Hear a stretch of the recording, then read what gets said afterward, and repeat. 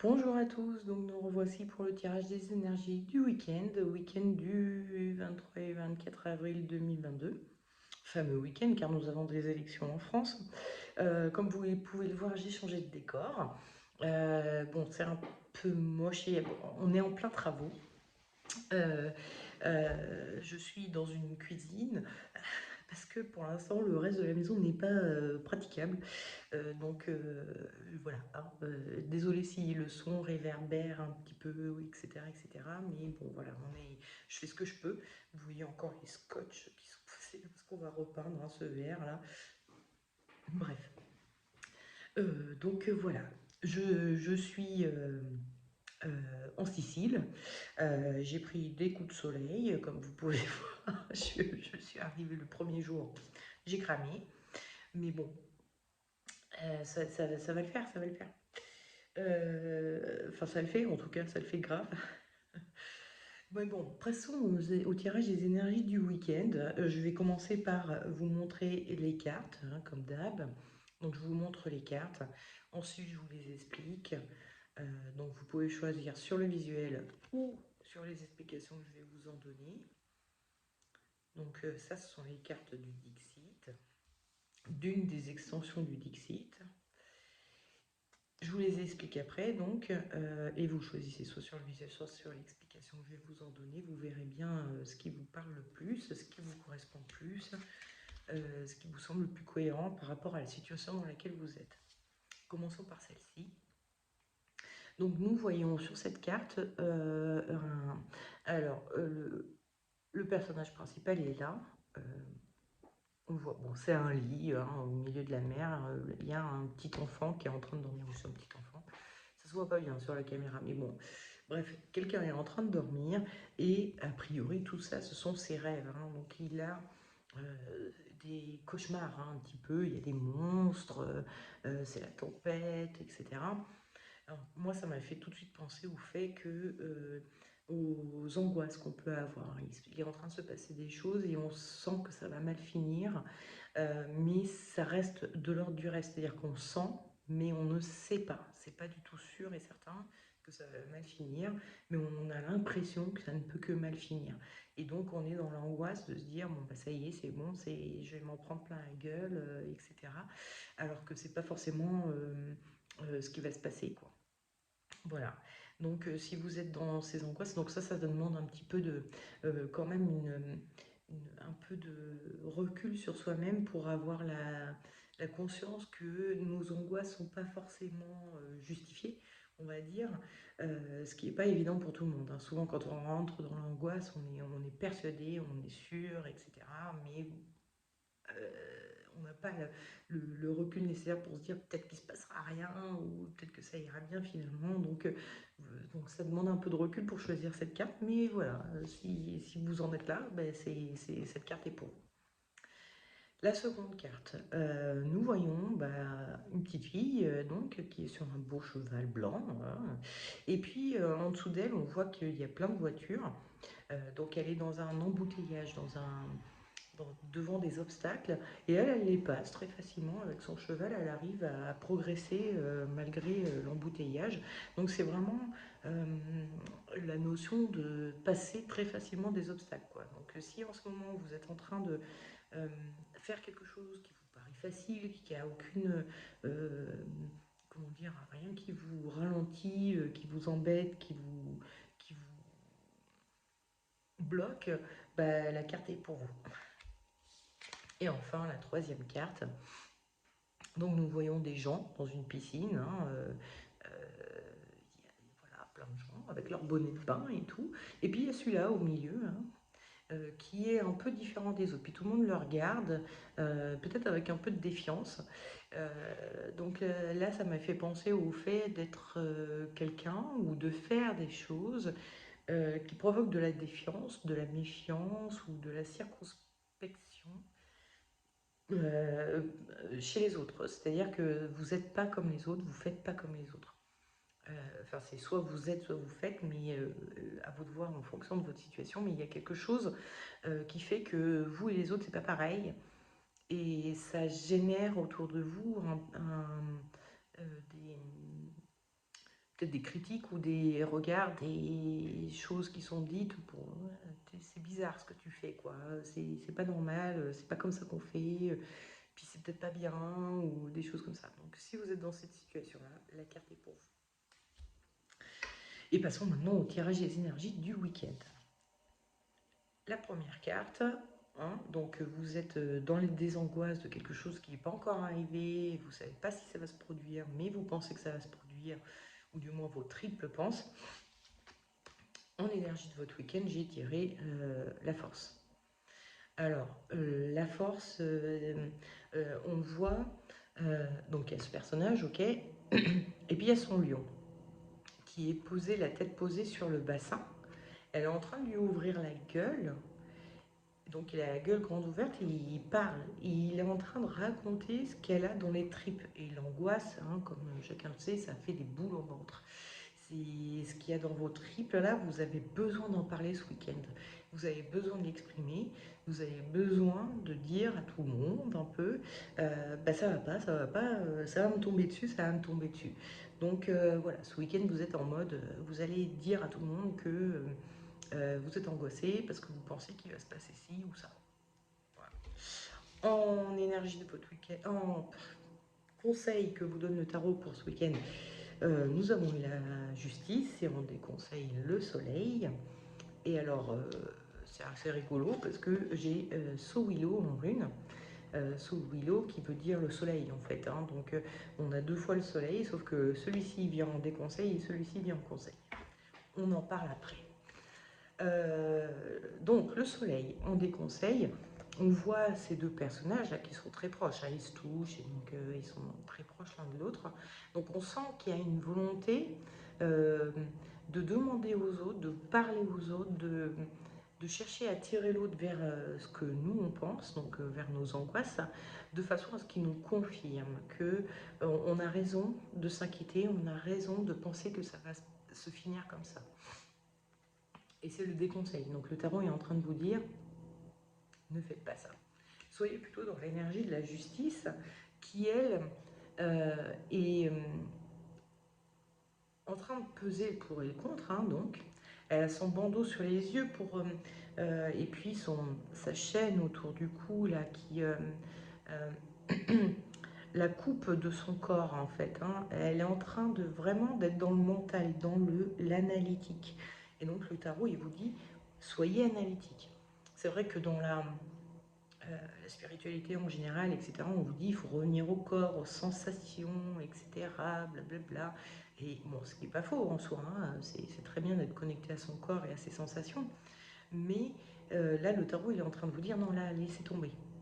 Parce que c'est peut-être pas de bonnes sensations. C'est peut-être juste votre angoisse qui parle à travers ces sensations et pas du tout une vérité.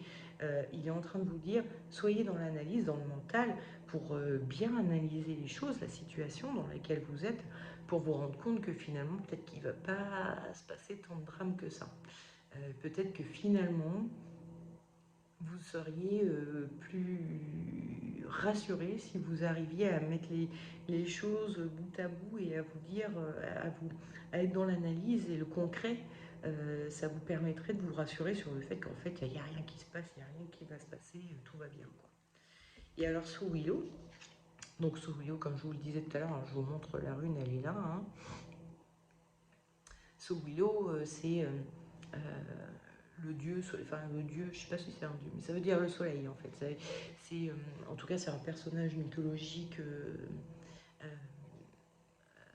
nordique, pardon. Et donc, Sowilo, c'est vraiment l'éclaircissement, hein, le fait. Donc, il y a vraiment cette notion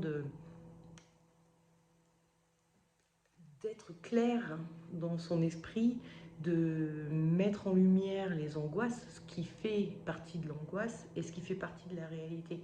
Et, les runes viennent aussi vous dire, vraiment faites le tri entre ce qui vient de vous et ce qui vient de l'extérieur réellement. Ce qui est de l'anticipation qui n'est pas justifiée et ce qui est du réel et en quoi ça peut aboutir les faits réels. Ça peut aboutir autant à des choses, enfin, les choses que vous imaginez, comme rien du tout. En fait, c'est un soufflet qui retombe et il se passe rien au final. Euh, donc voilà, les runes viennent aussi vous dire, mettez vraiment du clair et de l'éclaircissement au niveau de l'esprit, au niveau de la situation et au niveau, soyez plutôt analytique. D'autant plus que si on croit à la loi de l'attraction, si vous croyez à la loi de l'attraction, sachez que envisager le pire fait que le pire vous arrive. En fait, vous êtes en train d'envoyer, entre guillemets, à l'univers des pensées qui vous ramènent la même sorte de vibration que vous pensez. Donc si vous avez peur qu'il vous arrive quelque chose de mal, l'univers vous renvoie ce que vous attendez, quoi. Sauf qu'il faut attendre des choses bonnes pour recevoir du bon. Il ne faut pas attendre des choses mauvaises, sinon vous recevez du mauvais. Donc voilà, petit aparté spirituel, si ça vous intéresse. Mais en tout cas, voilà, essayez, même si vous n'êtes pas dans le spirituel, soyez dans l'analytique, vraiment. C'est pas, enfin, moi j'ai toujours entendu dire, hein, depuis que je suis dans, entre guillemets, la spiritualité, enfin tous ces milieux-là, que le mental c'était pas bien, etc. Mais sauf que si, des fois ça sauve quand même d'angoisse, d'autant que la peur n'évite pas le danger. Donc en fait, vous êtes en train de vous faire mal, alors vous savez pas du tout ce qui va se passer, et si ça se trouve, ça va bien se passer. Donc vous vous faites mal super longtemps pour qu'il ne se passe rien, ou alors vous faites mal super longtemps, puis ça va mal se passer, effectivement, d'accord, mais ça aura fait plus du mal plus longtemps le fait de s'angoisser avant. Donc voilà, essayez de calmer ces angoisses et d'être vraiment dans le concret, quoi, hein, dans le factuel. Donc ça peut vous rassurer un peu. Passons maintenant à ceux qui ont choisi cette carte-ci. Donc là, vous dépassez les obstacles hyper facilement, tout va bien. Alors attendez, je vérifie. Oui, parce que les cartes reviennent plusieurs fois, donc il faut que je vérifie dans quel ordre elles vont. Je tire le pendu en énergie de votre week-end. Donc le pendu, c'est un personnage, alors je vous la montre comme ça, là, si vous voyez comme ça. On a l'impression qu'il est dans un lit, hein, il y a un cadre, en train de se poser. Il y a un côté, puis bon, on est bloqué, hein, un petit peu avec ce fil à la patte. Il y a un côté, j'ai l'impression, moi, que cette grande facilité que vous avez à surmonter les obstacles ou à faire ce que vous avez à faire, hein, bon, vous devez aller là, bon ok, vous y allez, finger in the nose, et ben c'est un peu ennuyeux pour vous, hein. C'est un peu ce que vient de dire le pendu. Ce week-end, vous allez vous ennuyer, vous faites un peu chier avec ça parce que pour vous, c'est un peu trop facile, quoi. Il n'y a pas de défi. Donc, et ensuite, le conseil, c'était l'empereur, et le déconseil, la force, qui nous revient. La force, elle est à tous les tirages. Donc, la première fois, c'était en énergie du week-end, puis les deux autres fois, c'est en déconseil. Bref, donc la force en déconseil, on va la mettre un peu devant. On a ce personnage-là qui est en train d'ouvrir la gueule du lion. Gueule qu'elle ouvre avec un grand savoir-faire, hein. Elle est en train de prendre le lion par la truffe. Donc que vous soyez un animal ou un humain, si on vous attrape par le nez, ça fait super mal. Vous êtes obligé de suivre, hein. Vous ne pouvez pas faire autrement. Donc elle est en train de forcer le lion à ouvrir. Et puis là, on voit qu'elle rabat la lèvre sur les dents du lion. Donc s'il essaye de mordre, il se coupe la lèvre, donc il ne peut pas mordre non plus. Elle sait très bien comment ouvrir la gueule d'un lion. Et sauf que son regard est là, elle regarde même pas ce qu'elle fait. Et puis elle a l'air de vraiment s'ennuyer, hein. Quand on regarde la façon dont elle a, enfin ses yeux, on voit qu'elle s'ennuie. Il y a vraiment quelque chose de très mécanique. Elle sait super bien faire son truc, elle maîtrise tellement que elle fait ça les yeux fermés limite, et ça lui demande plus de réflexion, ça lui demande rien de particulier, et donc effectivement elle s'ennuie un peu. Et elle fait les choses de façon un peu mécanique. Et ça, c'est ce que vous déconseille le tarot. Il vous dit, essayez de ne pas faire les choses de façon trop mécanique et trop, ouais, c'est ça, mécanique, hein, sans y réfléchir. Soyez plutôt dans l'énergie de l'empereur qui, lui, donc il a conquis son empire, il a une très grande expérience aussi, hein. Là, on est sur deux personnages de savoir-faire, de savoir ce qu'on fait. Sauf que lui, il a très bien conscience de ce qu'il gagne en étant en ayant ces capacités-là. Il a conscience de la force qu'il a, du savoir-faire qu'il a. Il n'est pas dans le mécanique, il est dans je sais faire et donc je peux faire, et il a conscience de son savoir-faire, quoi. Beaucoup plus que cette force qui s'ennuie, et de ce pendu qui s'ennuie aussi. Donc le tarot est en train de vous dire, ah j'ai oublié de vous montrer la rune, c'est pas grave. J'en parle tout de suite après. Le tarot est en train de vous dire, soyez conscient de cette capacité que vous avez, parce qu'en fait, c'est une force, même si la force est en déconseil, mais justement, c'est votre force de ces capacités que vous avez à surmonter les obstacles très facilement. Donc, soyez plutôt en conscience de ça. Et alors, en rune, du coup, j'avais tiré Isa. Isa, elle est là, en fait, c'est un trait tout droit, comme ça. C'est la rune la plus simple que l'on ait. Isa qui veut dire, oui, c'est ça, glace. Hein, donc c'est le fait d'être figé, de ne pas pouvoir bouger, de ne pas pouvoir... Donc il y a vraiment cette notion effectivement où vous vous ennuyez parce que ça manque de défis. Mais Isa, c'est aussi le fait de... quand on est figé, quand on ne peut pas bouger, c'est aussi le moment de réfléchir, le moment de prendre conscience des choses, le moment et notamment de nos capacités. Hein, on a un savoir-faire et donc il faut en avoir conscience. Et c'est aussi le moment où on peut faire germer les prochains défis. En fait, le tarot, les runes sont en train de vous dire, vous pouvez mettre du défi. Là, vous êtes un peu figé, vous êtes un peu coincé dans votre rôle que vous connaissez tellement par cœur, etc. Mais vous pouvez peut-être réfléchir, puisque vous savez si bien faire et que vous êtes capable de faire les yeux fermés, en profiter pour faire ce que vous avez à faire de façon mécanique, tout en ayant conscience, hein, bien sûr. Vous le faites de façon mécanique parce que vous savez très bien faire, mais en restant conscient de votre valeur, de votre savoir-faire, et en même temps, en étant comme ça un peu l'esprit libéré, parce que vous n'avez pas à réfléchir pour faire les choses, vous pouvez réfléchir à qu'est-ce que je pourrais me mettre comme défi dans la vie, qu'est-ce que je pourrais faire qui me motiverait un peu plus, qui ferait que je serais contente de me lever le matin. Donc Isa nous invite à vraiment à faire germer les choses. C'est un moment de pause, de repos, voilà, mais pour envisager, bon là, dès que je sors de ce côté glace figée comme ça, je peux bouger, je peux faire des choses, et ça me motivera, et de rien d'y penser, ça peut vous motiver, de vous dire, dès que je peux, je me mets au défi de ça, je fais quelque chose qui m'excite un peu plus, quoi, et qui me challenge un peu plus, qui va me demander un peu plus de réflexion. Voilà. Donc voilà, hein, essayez d'être un peu plus conscient de votre valeur, déjà, et de profiter de votre facilité à faire les choses pour réfléchir à qu'est-ce que vous pourriez faire pour vous challenger un peu plus. Pour l'instant, c'est que dans la réflexion, c'est pas encore dans l'action, mais c'est déjà ça, parce que ça va déjà vous motiver de vous dire, dès que j'aurai fini ce travail, je pourrais me lancer dans ça. Dès que j'aurai un peu de temps, ou dès que... Enfin, vous voyez. Passons maintenant à ceux qui auront choisi cette carte-ci. Donc là, vous êtes en train de faire des choses qui provoquent de la défiance, ou de la méfiance, ou de l'incompréhension, enfin voilà. Oui, c'est encore une fois une carte qui revient, voilà. L'énergie de votre week-end, c'est la justice.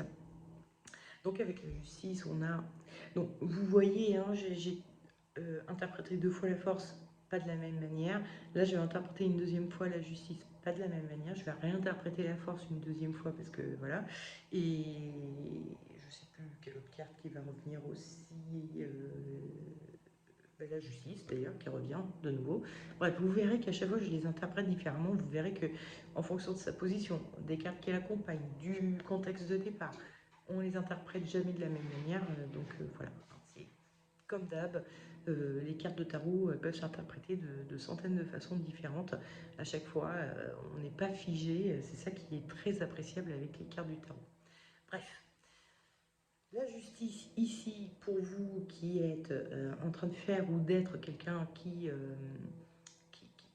provoque de la défiance, l'énergie de votre week-end, c'est la justice, où on voit que elle a son coude posé sur sa balance, elle a son genou qui est en train de pousser de l'autre côté, donc elle est en train de faire pencher la balance là où ça l'intéresse. D'accord? Donc le tarot est en train de vous dire, ce week-end, vous allez faire en sorte de faire ce qui est juste pour vous, mais qui n'est pas forcément juste pour les autres. Ou en tout cas, c'est pas les autres qui vous intéressent, là, c'est vous. Ce qui est juste pour vous. Donc ce week-end, vous allez faire en sorte de faire ce qui est juste pour vous. Le conseil que vous donne le tarot, c'est le chariot, et le déconseil, ben donc du coup, non, pas du tout, n'importe quoi, je suis pas du bon côté. Excusez-moi. Le conseil, c'est l'empereur, et le déconseil, c'est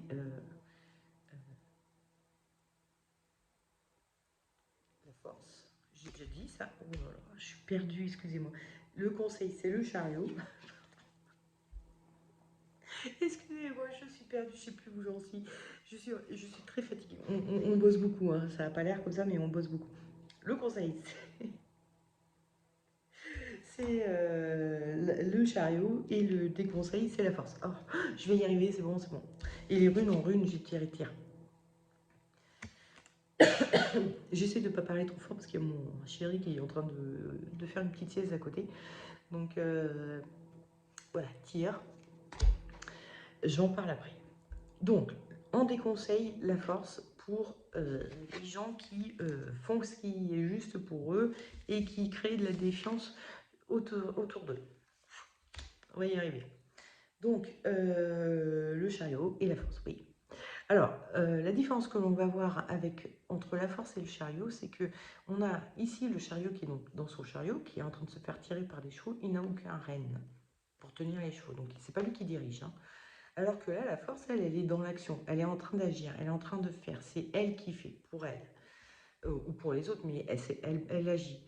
Et donc, le tarot est en train de vous dire, soyez peut-être pas trop dans l'action, mais plus dans le lâcher-prise, dans le laisser-faire. Le tarot est en train de vous dire, c'est pas si bien que ça de faire ce qui est juste pour vous et de provoquer cette défiance autour de vous. Soyez peut-être un peu plus coulant et à vous adapter à ce que les autres pensent, veulent, font, etc. Pour être un peu plus, rentrer un peu plus dans le moule.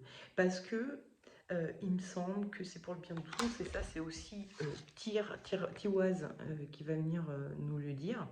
Alors moi je dis Tiwaz, elle a écrit Tir, hein, Iracol Tir, celle qui a écrit cet oracle, le livret de cet oracle.